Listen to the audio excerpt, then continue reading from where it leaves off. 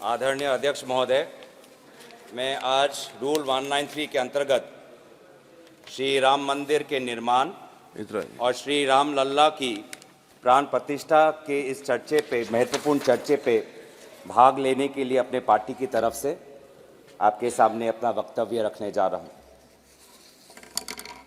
अध्यक्ष महोदय, ये देश भक्ति का देश है, ये देश आस्था का देश है। इस देश में हम सद्भावना से अपने विविधता को बांधते हैं, सेवा भाव से समाज को सांझते हैं।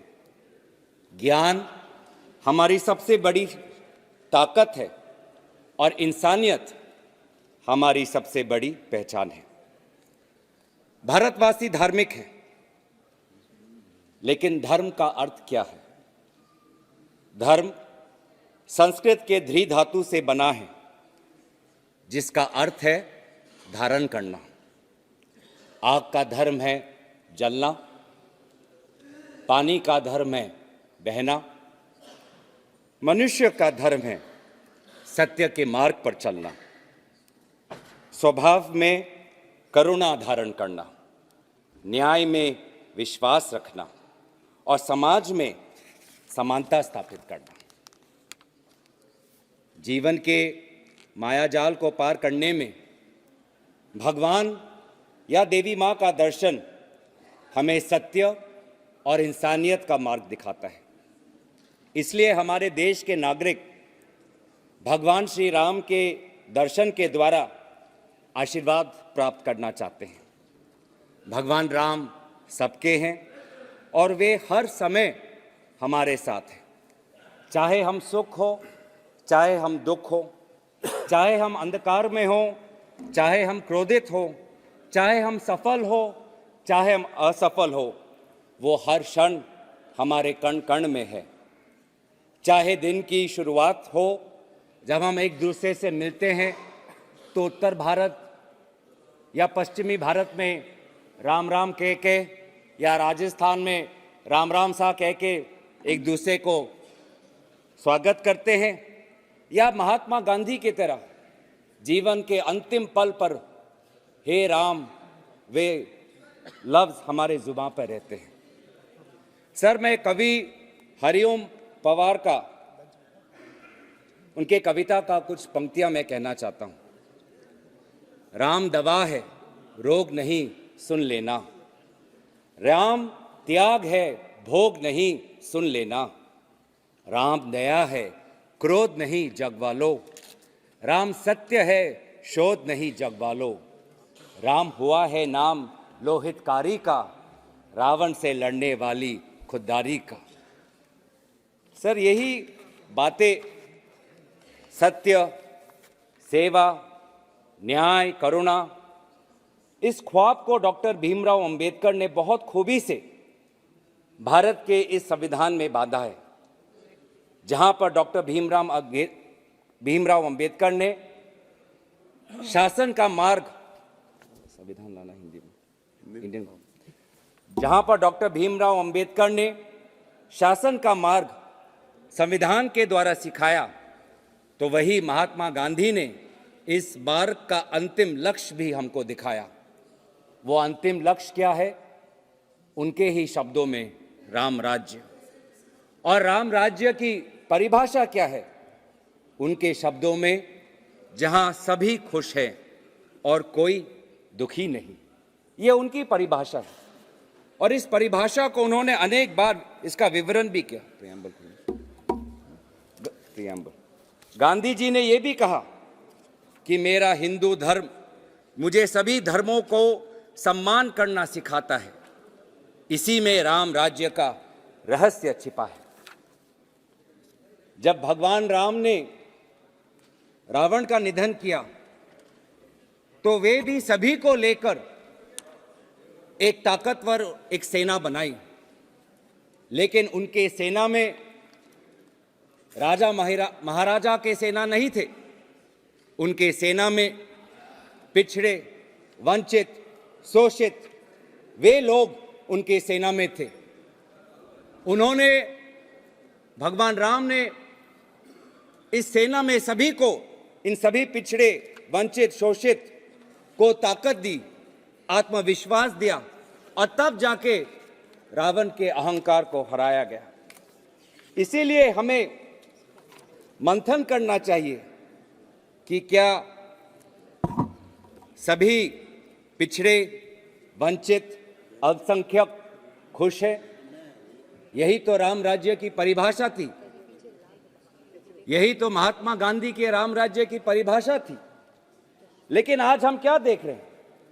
आज हम देख रहे हैं कि अनुसूचित जाति, अनुसूचित जनजाति के विरोध में, के खिलाफ अपराध आज बढ़ रहा है।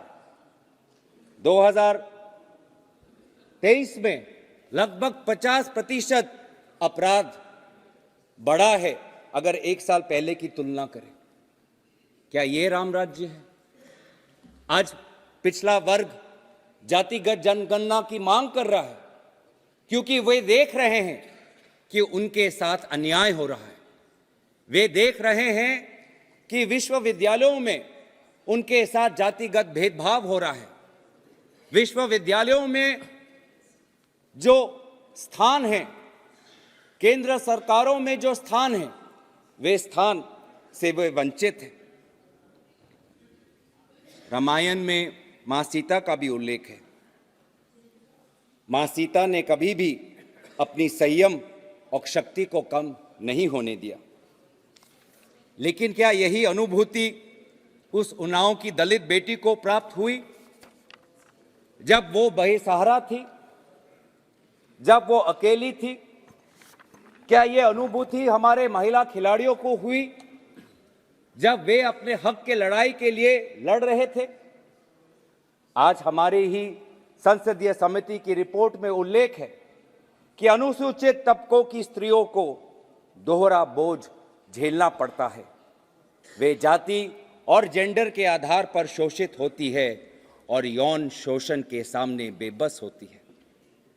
बेबसी, चारों तरफ आज हम बेबसी देखते हैं।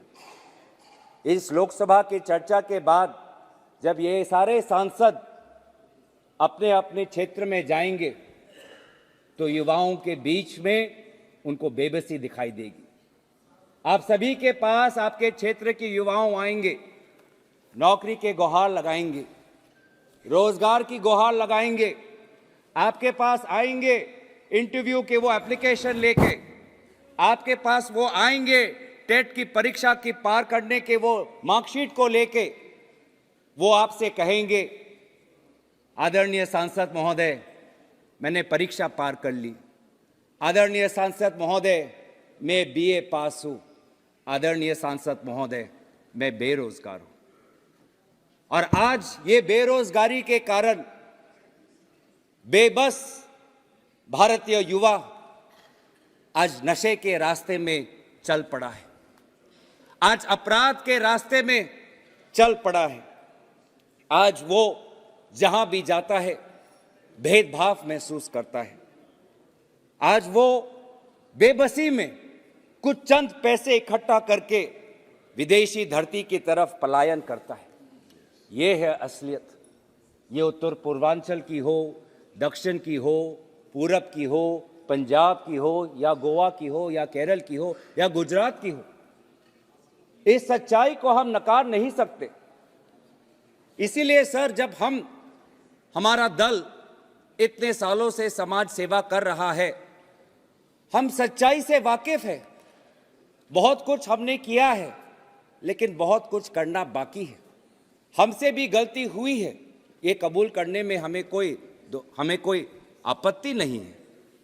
लेकिन कांग्रेस जब गांधी जी के राम राज्य की मार्ग पर चलती है तो हम न्याय की मार्ग पर चलते हैं। आज भी उच्चतम न्यायालय ने राम मंदिर के ऊपर जो राय दिया है उसको हम स्वागत करते हैं। हम सेक्युलरिज्म पे विश्वास करते हैं, लेकिन ये जो सेक्युलरिज्म शब्द है, जो शब्द है, इसमें जो पश्चिमी परिभाषा है सेक्युलरिज्म का, उस परिभाषा से हम अपने आप को भिन्न रखते हैं। अगर आप वो कौन संविधान के डिबेट देखे, जब सेक्युलरिज्म शब्द, पंथ निरपेक्ष शब्द जब संविधान में जोड़ा गया था, तो कांग्रेस पार्टी के विभिन्न सांसदों ने यही कहा था कि हम पश्चिमी परिभाषा से हम परे रखते हैं। भारत एक धार्मिक देश है, भारत में बहुत धर्म को मानने वाले लोग रहते हैं और हम सर्वधर्म समभाव में विश्वास करते हैं। केवल एक ग्रंथ नहीं, ये देश की मिट्टी में इतनी ताकत है कि 140 करोड़ के लोगों की विभिन्न भाषा और आस्था को अखंडता के साथ, प्यार और सद्भावना के साथ बांधती है। मैं नानक के कुछ शब्द कहना चाहूंगा। नानक साहब ने कहा, अव्वल अल्लाह नूर उपाया, कुदरत के सब बंदे, एक नूर से राम जग उपजय, एक नूर से सब जग उपजय, कौन भले को मंदे। तो सर, हम सभी को बांधना चाहते हैं और यही हमारी संस्कृति है, यही हमारी सभ्यता है। सर, मैं इसीलिए सत्ता पक्ष को भी सतर्क करना चाहूंगा कि आप नथुराम का रास्ता त्याग करें। आप नथुराम को पूजा करने का ये जो आपकी परंपरा है उसको त्याग करें। नथुराम गोडसे का खंडन करें, इसमें आपको कोई परहेज नहीं होना चाहिए। अहंकार के रोग से बचे। रावण को उसके अहंकार ने ही मारा। आपका अहंकार आपको महंगाई को देखने से रोकता है। आपका अहंकार आपको देश में बढ़ती हुई अस्थिरता को देखने से रोकता है। चाहे वो मणिपुर में हो, चाहे वो लद्दाख में हो, चाहे वो चीन से लगी हुई सीमा पर हो। आज समाज में जो बढ़ती हुई आशंका है, विशेष रूप से अल्पसंख्यकों के बीच में, आपका अहंकार इस आशंका को देखने से आपको रोकता है। मैं आपको सतर्क करना चाहता हूं। भारत एक प्राचीन देश है। इस देश का जन्म 2014 में जब मोदी जी की सरकार आई तब जन्म नहीं हुआ। इस देश का जन्म 22 जनवरी 2024 में नहीं हुआ। राम लल्ला हमेशा हमारे साथ थे। 500 वर्ष पहले भी हमारे साथ थे, आज भी हमारे साथ हैं, कल भी आपके सरकार जाने के बाद आपके साथ हैं। राम हमारे मन में है।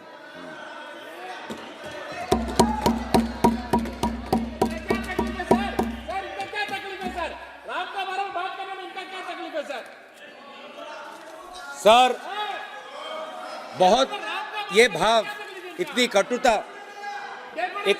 क्यों है सर? जय श्री राम में प्यार और सद्भावना होना चाहिए, लेकिन आपके जय श्री राम में हमेशा कटुता और क्रोध सुनाई देता है। ऐसा क्यों? पढ़ा ही नहीं राम को पढ़ा ही नहीं कभी। कांग्रेस क्रोध क्यों? राम सबका है, राम सबका है।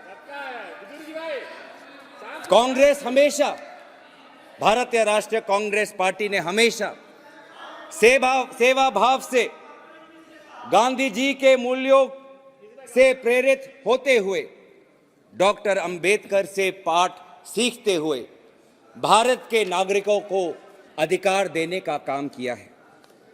हमने स्वतंत्रता प्राप्त करने के बाद ही सभी को वोट का अधिकार मिले, यह अधिकार कांग्रेस पार्टी ने स्थापित किया। शिक्षा का अधिकार कांग्रेस पार्टी ने स्थापित किया। स्वशासन का अधिकार, पंचायत का अधिकार कांग्रेस पार्टी ने स्थापित किया। अन्न सुरक्षा का अधिकार कांग्रेस पार्टी ने स्थापित किया। सूचना का अधिकार कांग्रेस पार्टी ने स्थापित किया।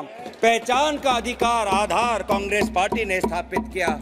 उच्च शिक्षा के मंदिर IIT, IIM कांग्रेस पार्टी ने स्थापित किया। पीड़ित के मंदिर, मरीज के मंदिर, all India institute of medical science, वो मरीज का मंदिर भी कांग्रेस पार्टी ने स्थापित किया।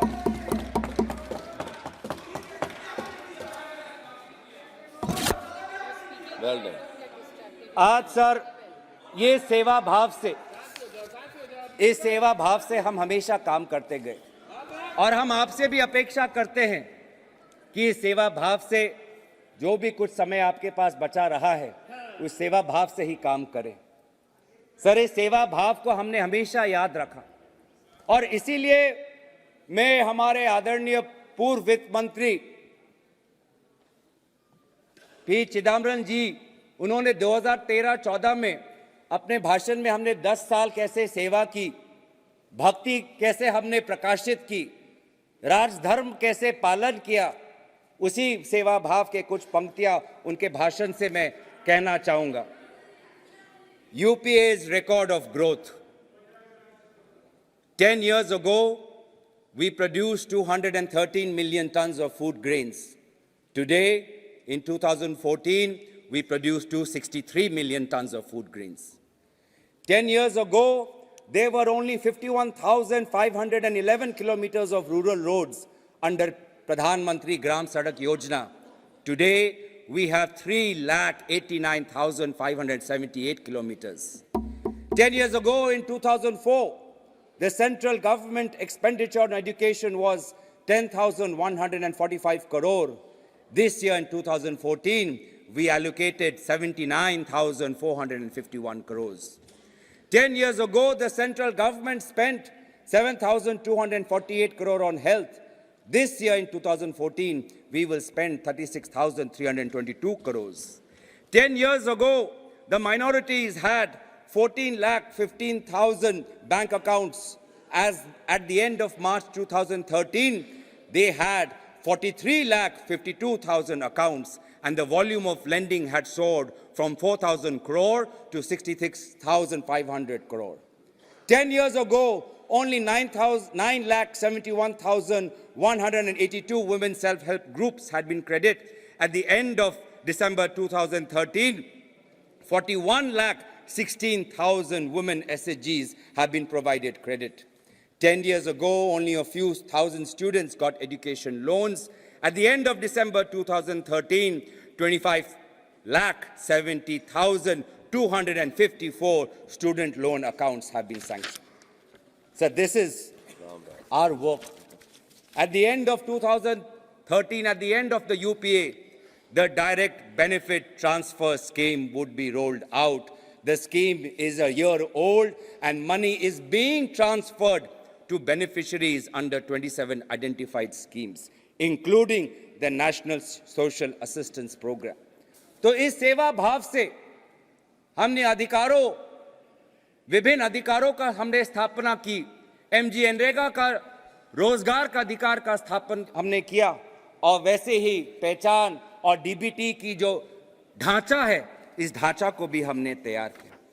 आज भी इस सेवा भाव से आदरणीय राहुल गांधी जी भारत जोड़ो न्याय यात्रा के तहत नफरत के बाजार में मोहब्बत के दुकान खोल रहे हैं। कितनी दुख की बात है सर, कितनी दुख की बात है सर कि जब 22 जनवरी को जब आदरणीय प्रधानमंत्री जी अयोध्या में थे तो उसी दिन आदरणीय राहुल गांधी जी असम के गुरु महापुरुष श्रीमंत शंकर देव के स्थान मंदिर में जाना चाहते थे। महापुरुष श्रीमंत शंकर देव के प्रति अपनी भक्ति जताना चाहते थे। जिस दिन 22 जनवरी को प्रधानमंत्री मोदी जी ने सभी को ऐलान किया कि आप जहां पर भी हो, जैसे भी हो, आप अपने मंदिरों में जाए, उसी 22 जनवरी के दिन राहुल गांधी जी को पवित्र बॉर्डुआ थान से जाने के लिए रोका गया। क्यों रोका गया? अगर असम के मुख्यमंत्री की अगर बात हम सुने तो असम के मुख्यमंत्री ने प्रेस के सामने मीडिया को संबोधित करते हुए 22 जनवरी से कुछ दिन पहले इन्होंने यही कहा। मैं उनके शब्द मैं कहना चाहूंगा कि देखिए 22 जनवरी को राहुल गांधी जी ने ये इच्छा प्रकट की कि वो सुबह बॉर्डुआ थान जाना चाहते हैं, लेकिन जिस समय वो जाना चाहते हैं प्रधानमंत्री मोदी जी अयोध्या में प्राण प्रतिष्ठा के समारोह में उपस्थित होंगे। ये बात उचित नहीं है कि जिस समय टीवी के चैनल पे प्रधान मोदी का चित्र आए उसी समय राहुल गांधी जी का भी चित्र आए। ये बात गलत है। ये है आपकी धर्म के प्रति आस्था। रामराज ये मीडिया पे कहा है, ये आपको मैं ऑथेंटिकेट कर दूंगा। आपको तो मुझे पता है सर, आपका विश्वास, आपका आशीर्वाद मेरे साथ है। मैं हमेशा जब भी अपनी बात रखता हूं तो सच्चाई से रखता हूं, ईमानदारी से रखता हूं। मुझे अपने बात कहते हुए कोई संकोच नहीं, क्योंकि मैं भी सच जो कहता हूं वो सच्ची वाणी से कहता हूं। तो बस अंत में इसलिए मैं कहना चाहता हूं कि धर्म का सर्टिफिकेट क्या ये बांटेंगे? मंदिर में कौन जाएगा, कब जाएगा, क्या ये इनसे हमें अनुमति लेनी पड़ेगी? क्या मंदिर जाना असम के मुख्यमंत्री के अगर शब्दों पे विश्वास रखे तो मंदिर क्या एक टीआरपी बन गया है? प्राण प्रतिष्ठा क्या एक टीआरपी बन गया है? प्राण प्रतिष्ठा में खड़े बहुत से लोग थे, उनकी श्रद्धा है। उस समय राहुल गांधी जी भी असम में थे, उनके श्रद्धा में वहां की सरकार ने बाधा क्यों दी? हमें अपने संस्कारों पे, हमें अपने कर्तव्य पे चलने पर बाधा क्यों दे रहा है? सर, जहां गैर हिंदुओं का प्रवेश वर्जित है वहां गैर हिंदू कैसे जा सकता है? ये मक्का जाए सर, ये पूरी जाकर दिखा दे हमें। जहां सर मर्यादा नहीं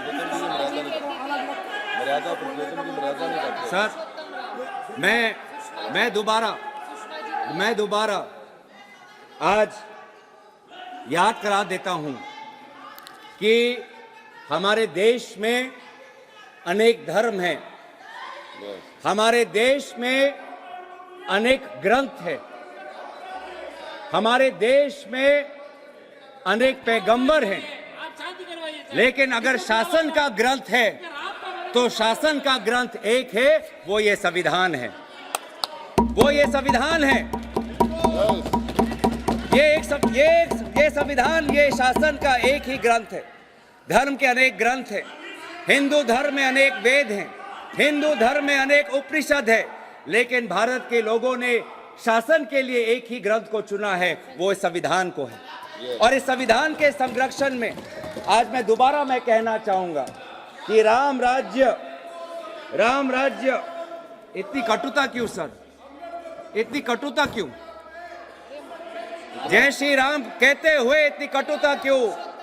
मर्यादा पुरुषोत्तम या राम को नमन करते हुए इनके वाणी में इतना हिंसा क्यों, इतना घृणा क्यों, इतनी घृणा क्यों है?